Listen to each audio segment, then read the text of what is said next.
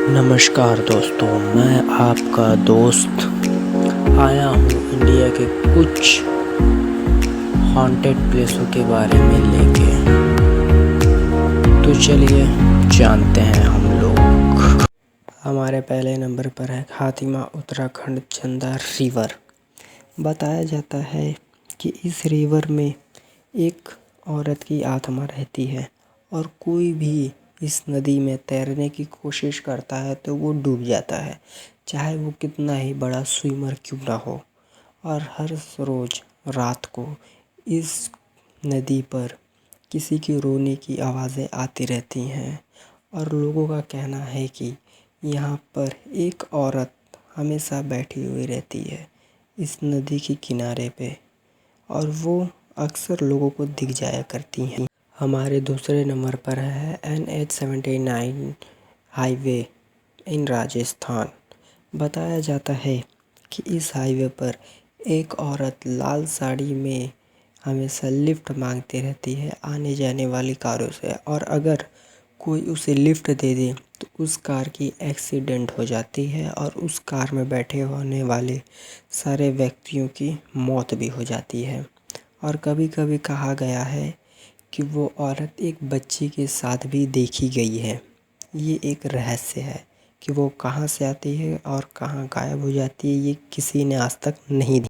हमारे तीसरे नंबर पर है थ्री किंग्स चर्च इन गोवा। इस चर्च पर पैरानॉर्मल एक्टिविटी होना बहुत ही आम बात है। इस चर्च पे कुछ समय पहले 3 राजाओं का राज हुआ करता था, जिनकी मृत्यु हो चुकी है अब। और बताया जाता है कि उन राजाओं की आत्मा आज भी इस चर्च पे रहती है और लोगों को दिखती हैं, और सब ने यहाँ पर कुछ न कुछ पैरानॉर्मल एक्टिविटी महसूस की है। और गूगल भी इस जगह को इंडिया का हॉन्टेड प्लेसों में से एक बताता है। यहाँ सनसेट के बाद जाना एकदम सख्त मना है। हमारे चौथे नंबर पर है डी मेलो हाउस इन गोवा। इस घर को लेके 2 भाइयों में हमेशा लड़ाई हुआ करती थी। फिर एक दिन एक भाई ने धोखे से दूसरे भाई को खून कर दिया और उसे घर के ही कुएं में फेंक दिया। और फिर कुछ दिनों बाद उसी कुएं में दूसरे भाई की भी लाश मिली। वो कैसे मरा, ये आज तक एक रहस्य बना हुआ है। और कोई भी इस घर को कब्जा करने की कोशिश करता तो उसके पूरे परिवार के साथ मृत्यु हो जाती, और ये भी एक रहस्य बना पड़ा है। हमारे 5वें नंबर पर है मेरठ हॉन्टेड कोठी।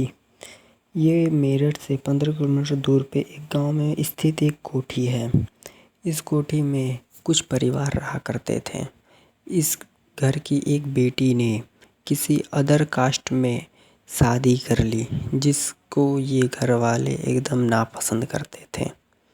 फिर एक दिन उस लड़की को इस घर वाले ने मार दिया और मार के अपने ही घर के कुएं में फेंक दिया, जिसके बाद बताया जाता है कि रहस्यमय तरीके से घर के लोगों की मृत्यु होने लगी, जिससे ये कोठी खाली करके बाकी लोग चले गए। और आज भी उस लड़की की आत्मा यहाँ भटकती रहती है इस घर में।